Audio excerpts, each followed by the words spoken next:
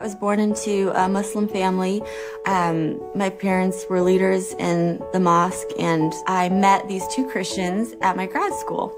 We just realized, okay, we definitely are both very strong in our faiths, but we can't both be right. We can both be wrong. Like logically in my mind, it's like, okay, we can both be wrong about Jesus for sure, but we can't both be right. So we sort of resolved that we wanted to figure out what truth is. And secretly, I wanted to convert him massively. I totally wanted to convert him to Islam, because anytime I would debate anybody about, religion, I would always win.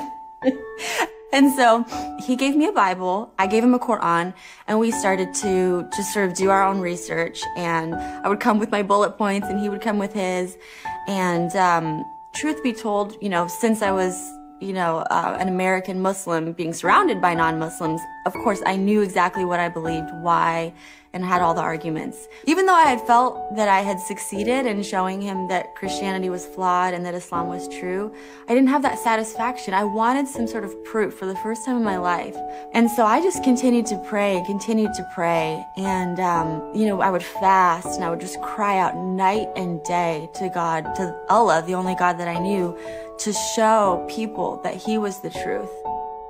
I started to just really have a lot of torment. I just thought maybe I was going crazy for the first time. But it was like I couldn't think anymore. And especially as somebody studying to be a doctor and, science background, to lose your mind is really a very low point, to say the least. So there was one day where I was probably at my lowest point. I was just crying, praying to Allah and saying, I can't do this one more day. And that same day, I got a text message from my friend. He had been praying for me all along, and his church actually had been praying too down south. And his pastor actually had brought, or had typed up bullet points from the book by Lee Strobel called The Case for Christ. And so because I was at such a low point at that point, I was like, I'll read anything. Why not?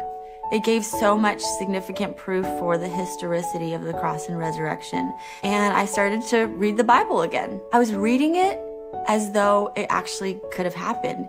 And I just remember thinking, oh my gosh, this is beautiful. And then I called somebody that I knew who was a Christian. She said, why don't you just ask Jesus to come into your heart? If you're wondering and curious, you have nothing to lose.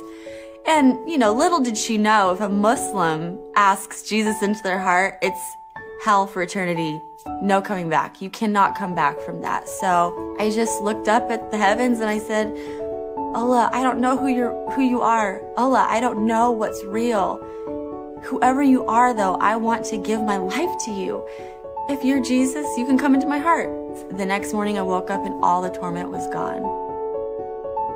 So I thought to myself, okay, logic brain, I'm gonna really give this exploration of the Gospels 3 or 4 years of my life, and I'm gonna really look into it to see if it's real. I'm gonna stay a Muslim, of course. I would never leave Islam, but I just want to give this a chance. And so I just basically went to church that Sunday, and some signs had happened that week, all pointing to Jesus. And that Sunday morning, the pastor was preaching and people were raising their hands, and I just kind of sat through it. But my heart just wanted to worship. And when the altar call came, we all bowed our heads, and the pastor just said, I feel like there's someone in here that wants to give their life to Jesus, but they don't even know what that means, and they're really scared. And I just said, enough is enough. It's taking me more faith to not believe in Jesus than to believe in him.